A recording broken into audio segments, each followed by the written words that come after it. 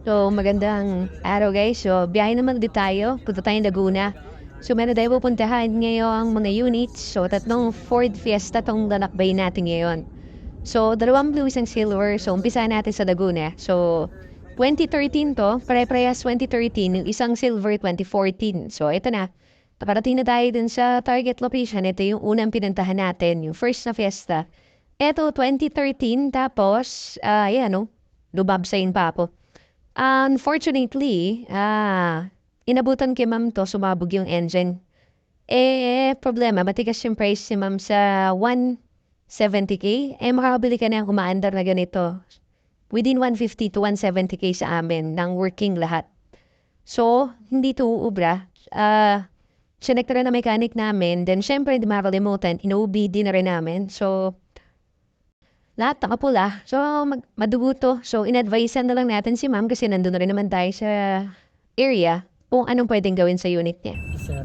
So, yan. Medyo nalulungkot kami. Hindi namin nakakuha. Pero, dito na namin nagpaalam sa kanya and doon kami sa next location. Yan, nagbabay pa ako. Doon mukha akong eng-eng. Pero okay lang. Goodbye. Sabi nung may-ari, nung asawa na may-ari, susunugin na lang daw niya. So, hindi na kailangan sunugin kasi aapoy naman kusa yan kasi sabog na yung makina. So, eto, sa kabilang Laguna naman kami. Punta kami ng San Pedro naman, Pres Laguna itong location. Muni-muni. So, syempre, biyahe-biyahe. Yan. Meron pang mga video-video sa Yeled Key.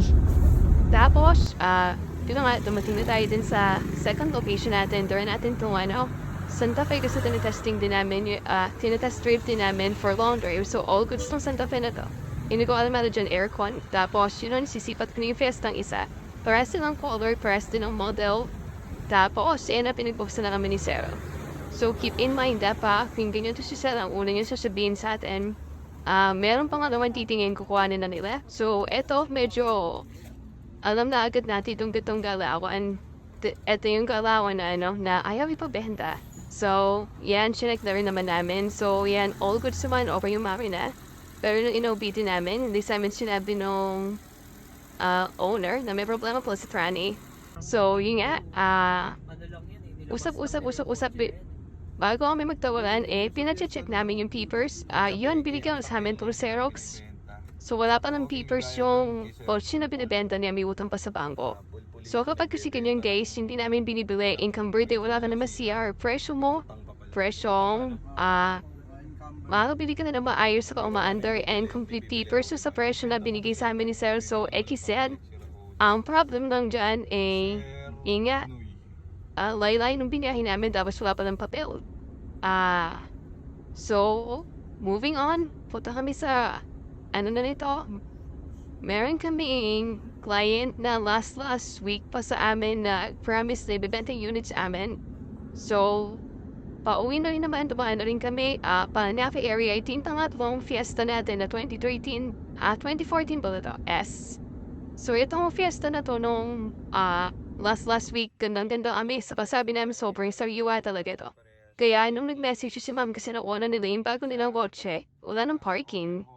Pinutan agad namin para bilhin. Kahit walang tinginan, kita namin to sa details and picture na sinend sa amin. Sobrang ganda nitong unit na to. Yan yun. So, yan. Wala akong maitipintas no sa unit kaya napakaganda talaga. So, yun na nga.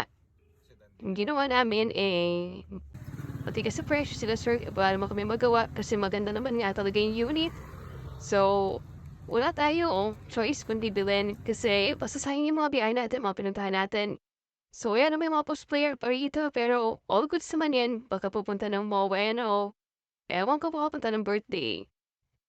Yan si Jared naman, yan, tinest drive niya yung unit, pinatest drive namin, SOP yan. Ang sira nito is ABS, yung module niya sira. So, ang problema doon, binili namin ito sa presyong gawa. Kasi matigas yung pressure, so, wala naman kami choice, parang kabisado na rin naman namin to ABS module and meron pa kami isang stop na module. So, bilhin na rin natin para di lang sayang yung pinupuntahan namin. And ang ganda kasi sa Riwa. Ganda ng pintura, ganda ng loob, the best. Tapos first owners yung may-ari nito. Kaya, pwede na rin naman. So, yeah, nagpaparing na si Jad. All goods yung test drive niya. Walang outdogan, walang problema sa tranny. Talaga na lang yung ABS nito. So, meron na kaming module na para dito na available. So, yan, ninahagilan nila. Kaso talaga matigas, stick sila sa price na mataas para ka nang bumili ng presyo ng fiesta na gawa. Walang issue. So, ito kasi, yung issue nito ng ABS, medyo kailangan talaga kapag mo nabibili sa'yo kung may issue ng ABS. So, ito si Mami, di ko alam kung mother ni Sir to o asawa niya, kinukuha na yung mga payong. Sayang hindi ko na video, namulban, tapos sinalikan yung kotse, so talagang lablab na yung kotse. So, Mami, okay, magkadala kami na bahala dyan sa kotse nyo. Tapos, itong si Sir to napapap, pamori ka sa bilgas, inakukuha niya na yung papel.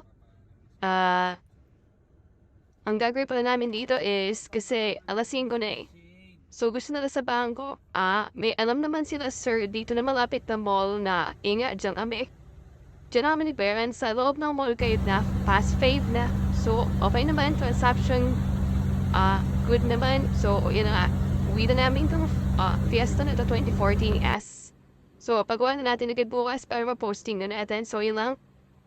Yun lang yung vlog natin for today. So, check out nyo na lang iba natin. Lalabas na to, lulutang na to sa marketplace anytime soon.